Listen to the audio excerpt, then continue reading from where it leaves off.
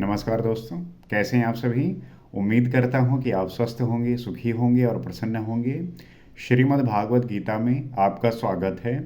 हम यहाँ पे समझने का प्रयास करते हैं कि आपके जीवन में जो भ्रम आते हैं, जो शंकाएं होती हैं, जो परेशानियां होती हैं, जो बेचैनी होती हैं, उन सब को आप सही उत्तर के माध्यम से सॉल्व कर सकते हैं। उसका उत्तर आप निकाल सकते हैं और अपने उत्तर के माध्यम से उन सारी चीज़ों को व्यवस्थित कर सकते हैं जो कहीं ना कहीं छिन्न भिन्न हो गई हैं। उसका कारण क्या है? आपकी सारी चीज़ें अव्यवस्थित क्यों हो जाती हैं? सारी चीज़ें अपनी जगह से खसक क्यों जाती हैं? अर्थात आप जैसा करना चाहते थे वैसा हो क्यों नहीं पाया? क्या रीज़न रहा? उसका मतलब यही है कि हर एक चीज़ कहीं ना कहीं अगर उसे आप व्यवस्थित नहीं करेंगे, सही तरीके से एडजस्ट नहीं करेंगे, तो वो चीज़ें बिखर जाएंगी। और इसीलिए हम अपनी एनर्जी को, अपनी ऊर्जा को एक स्थान पर लगाकर अपने लक्ष्य को साधते हैं।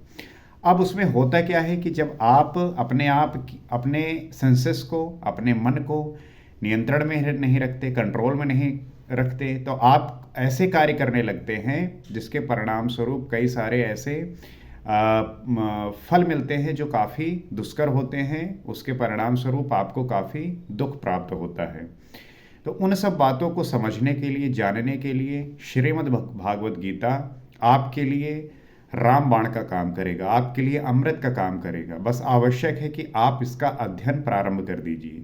नहीं कर पा रहे हैं, समय नहीं है, किसी कार्यवश व्यस्त रहते हैं, तो आज के समय में सोशल मीडिया है, आप इस चैनल से जुड़ सकते हैं ताकि हम जब भी इस विषय के बारे में बात करें, चर्चा करें, तो आप इससे जुड़ सकें और इसका लाभ जो है प्राप्त कर सकें। तो जैसा आपको पता है कि हमारे यहाँ पे बहुत सारी चीज़ें सब कल्पना बेस पे चलती हैं। लोग गलत तरीके से गलत लोगों को इन्फॉर्मेशन देते हैं और उसको वो अपने दिमाग में अपने तरीके से स्टोरी बनाते हैं।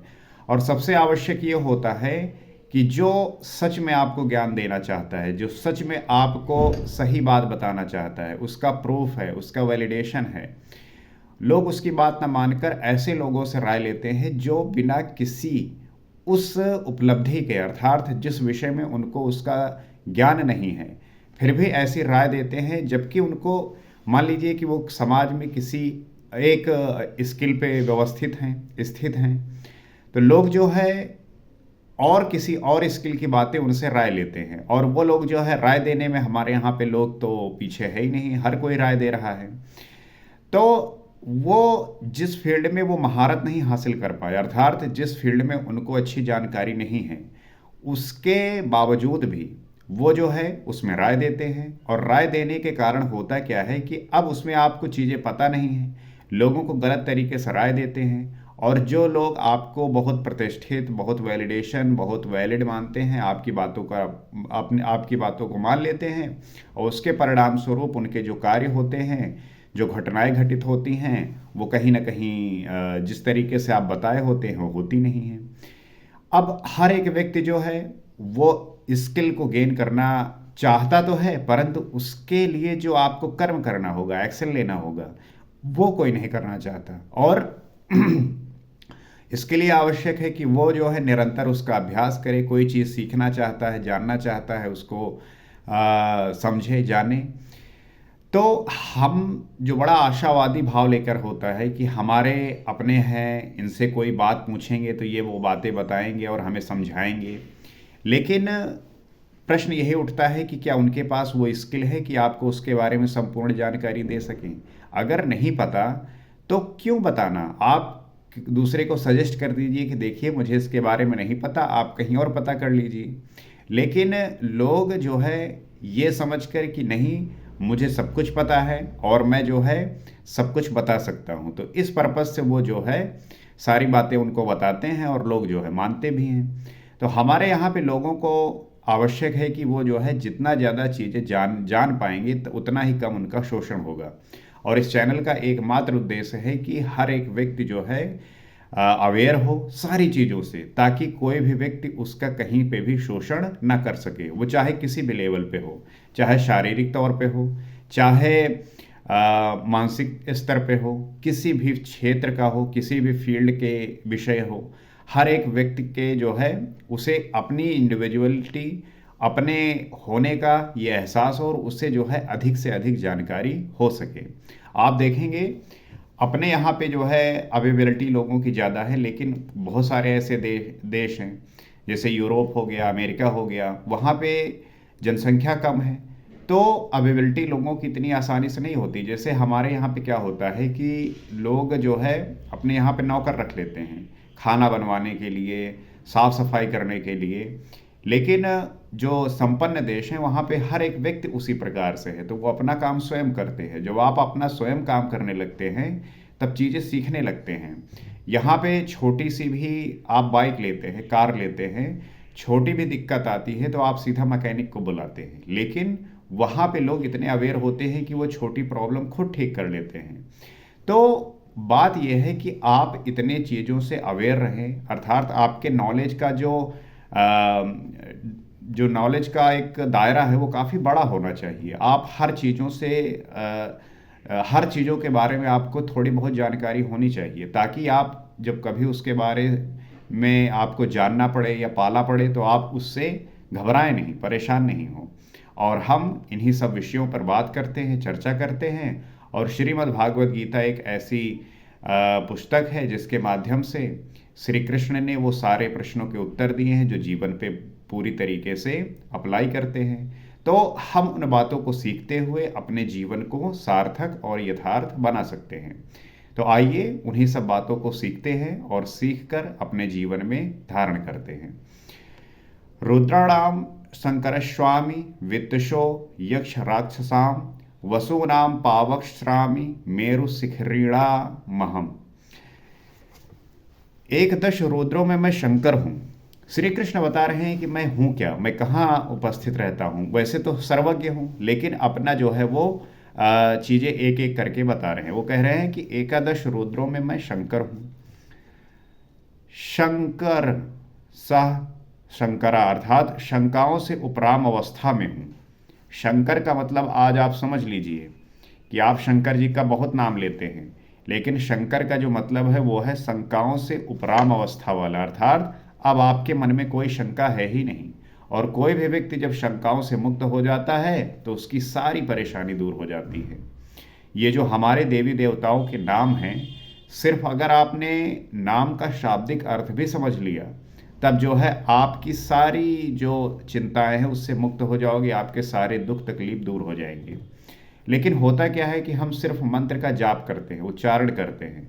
अगर अर्थ के साथ करेंगे और उस बात का होश रखेंगे तब आप और अच्छे और जल्दी तरीके से चीज़ें समझ पाएंगे। जैसे यहाँ पे शंकर जी का अर्थ बताया गया है कि जो शंकाओं से उपराम अवस्था में हूँ, तो जहाँ पे शंकाएं समाप्त हो गई हों वो अवस्था शंकर की है। और हम शंकर भगवान की पूजा करते हैं, शंकर का नाम का जप भी करते हैं। तो जप करने से आपका जो मन है, जो विचार हैं वो शांत होते हैं, लेकिन अर्थ के साथ, अर्थात आपकी शंकाएं अगर नष्ट हो जाए तब आपका मन जो है कितना साफ हो जाएगा, कितना पवित्र हो जाएगा, कितना स्पष्ट हो जाएगा। तो यक्ष तथा राक्षसों में मैं धन का स्वामी कुबेर हूँ। यक्ष और राक्षसों में धन का स्वामी कुबेर। 8 वसुओं में मैं अग्नि हूँ। शिखर वालों में सुमेरु अर्थात शुभों का मेल हूँ मैं। वही सर्वोपरि शिखर है, ना ही कोई पहाड़ी। वस्तुतः ये सब लोग साधना के प्रतीक हैं, यौगिक शब्द हैं। ये जो बातें बताई कि मैं इनमें ये हूँ, मैं इनमें ये हूँ, उसका यही मतलब है कि ये सब योग साधना के प्रतीक हैं, यौगिक शब्द हैं। बस इसी बात को हमें समझना है। योग साधना के जो है प्रतीक है कि किस प्रकार से आप एक साधारण आदमी होते हुए, एक साधारण व्यक्ति होते हुए किस श्रेष्ठता को प्राप्त कर सकते हो, ये आपकी योग साधना का ही विषय है। बहुत ऐसे व्यक्ति होते हैं जो समाज के आम परिवार से निकलकर बहुत ऊंचे पद पर पहुंचते हैं। एग्जाम्पल के लिए प्राइम मिनिस्टर नरेंद्र मोदी को ही देख लीजिए। ऐसे बहुत सारे लोग हैं जो आम घर से निकलकर उन्होंने दुनिया में, देश में सर्वश्रेष्ठ स्थानों पर पहुंचे। तो उन्होंने योग साधना की, उन्होंने उसको पकड़ा, उसको समझा, उसको जाना और उस पर काम करके, अभ्यास करके वो अपने उस व्यक्तित्व की उत्कृष्ट अवस्था पर जाके पहुँचे। मैं यही बात करता हूँ कि आपके अंदर भी वो क्षमता है, आप भी कर सकते हैं। बस आप में वो थोड़ा साहस चाहिए, हिम्मत चाहिए, हो जाएगा। पुरोधसाम च मुख्यम माम विधि पार्थ बृहस्पतिम सेनानी नामहम स्कंधा सरशास्मिस्म सागर। दशम अध्याय का 24वां श्लोक है। कहते हैं, पुर की रक्षा करने वाले पुरोहितों में बृहस्पति मुझे ही जान, अर्थात बृहस्पति मैं ही हूँ जिससे देवी संपद का संचार होता है। और हे पार्थ, सेनापतियों में मैं स्वामी कार्तिकेय हूँ। वही बात कर रहे हैं कि हर एक प्रतीकों में वो सर्वश्रेष्ठ हैं, और कोई भी व्यक्ति जब योग साधना करता है तो वो भी उनके सदृश हो जाता है। अर्थात किसी भी स्किल में जब आप इन्हेंस करते हैं, धीरे धीरे करते करते करते करते मेहनत, आप उस अवस्था में पहुँचते हैं जहाँ पे वो चीज़ें सबसे ग्रेट होती हैं कि अब इससे ऊपर हो ही नहीं सकता। तो उसकी बात कर रहे हैं। कर्म का त्याग ही कार्तिक है। और जब कर्म अर्थात आप जब संसारिक जीवन जीते हैं, इस मायावी रूपी संसार में रहते हैं, तो जो कर्म से आप लिप्त होकर इसमें आसक्त होते हैं, यही आसक्ति, यही जो है लिप्तता आपको कर्म बंधन में बांधती है। और आप इससे मुक्त होने के लिए अन्य प्रयास करते हैं, विभिन्न प्रयास करते हैं, लेकिन इसका जो है आपको फायदा मिलता नहीं है। उसका फायदा ऐसे ही है कि आपके जो कर्म है वो नियत कर्म होने चाहिए। कर्म साधारणतया लोक बंधन के लिए नहीं होने चाहिए कि आप नौकरी कर रहे हैं, आप काम कर रहे हैं जीवन यापन के लिए, तो वो जो है कर्म हुआ। यहाँ पे कर्म नियत कर्म का है, अर्थात यज्ञ की अवस्था में आकर जब आप अपने श्वास प्रश्वास को साधते हैं, वो होता है नियत कर्म। तो जिससे चराचर का संहार, प्रलय और इष्ट की प्राप्ति होती है। तो वहाँ पे ये जो लोग हैं, जो प्राणी जीव जंतु ये सब है, इनका संहार, प्रलय और इष्ट की प्राप्ति होती है। जलाशयों में मैं समुद्र हूँ। समुद्र से बड़ा क्या हो सकता है? सबसे बड़ा समुद्र है, सब कुछ, सारी नदियाँ उसी में विलीन हो जाती हैं। तो कहने का तात्पर्य यह है कि आपका जो अंतर्मन है, आपका जो भाव है, आपकी जो आपके अंदर जो पावर है, जो शक्ति है, वो ऐसी है कि इस सांसारिक जीवन में रहते हुए आप उस ग्रेटनेस को प्राप्त कर सकते हैं, उस अवस्था को प्राप्त कर सकते हैं जहाँ पे फिर कुछ प्राप्त करने को बचता नहीं है। तो मैं यही कह रहा हूँ कि आप जो है इस पे निरंतर काम करिए, इस पे जो है आप ध्यानपूर्वक सोचिए, चिंतन करिए, आराधना करिए, यज्ञ करिए, तब आपको ये स्थिति प्राप्त होगी। और नित्य जब इस पे आप काम करते रहेंगे, आप इस पे जो है अपना पूरा संपूर्णता, अपनी श्रद्धा को सदैव उसमें लगाए रहेंगे, तब आपको वो स्थिति प्राप्त होगी जिसकी तलाश में आप सदैव तत्पर रहते हैं। और हर एक व्यक्ति की ये बेचैनी रहती है कि जो जीवन जी रहा है, कहीं ना कहीं अपूर्णता है, वो फुलफिल नहीं है, वो पूरा नहीं है, संपूर्ण नहीं है। और जिस दिन संपूर्ण हो जाता है, उसकी सारी कामनाएं, इच्छाएं समाप्त हो जाती हैं। लेकिन इस सांसारिक जीवन में रहते हुए अगर कोई व्यक्ति ये कहे कि संपूर्ण हो गया, जो प्राप्त करना था इस जीवन से मिल चुका है, अब मुझे प्राप्त करना रह ही नहीं गया है, तो वो स्थित प्रज्ञ हो जाता है। लेकिन साधारणतया आप देखेंगे कि ऐसा कोई व्यक्ति नहीं होता कि मरते दम तक उसकी इच्छाएं, कामनाएं जो है उनका दमन समन हो सके। वो सदैव कोई ना कोई इच्छा लिए बैठा रहता है। इवन मृत्यु तक, जब उसके आखिरी क्षण होते हैं, तब भी वो उन्हीं भावनाओं से ग्रसित रहता है। तो ये भावनाएं कैसे नष्ट होंगी कि आप संसारिक जीवन की सारी जो लिप्तता है उससे मुक्त होकर ईश्वर के प्रति लगेंगे, ईश्वर का चिंतन करेंगे, तभी जो है आप इस संसारिक जीवन के बंधन से मुक्त होंगे और ईश्वर को प्राप्त करेंगे, उस परम शांति को प्राप्त करेंगे, शाश्वत आनंद को प्राप्त करेंगे, जहाँ पे फिर कुछ प्राप्त करने को रहता नहीं, आप शाश्वत आनंद में स्थित होते हैं। और हर एक व्यक्ति का यही उद्देश्य होता है, और यही उद्देश्य होना भी चाहिए, क्योंकि जब तक आप इस मायावी जीवन में हैं, तब तक आपको किसी न किसी वस्तु की, विषय की कमी महसूस होगी। तो इसी संसारिक जीवन में रहते हुए आप सन्यासी, वैरागी हो सकते हैं। बस आपको अपने इंद्रियों और मन और बुद्धि से परे जाकर आत्मा को जानना होगा, समझना होगा। और जिस दिन आपने इसको जाना, समझा, उस दिन ये घटित हो जाएगा। तो आज यहीं तक।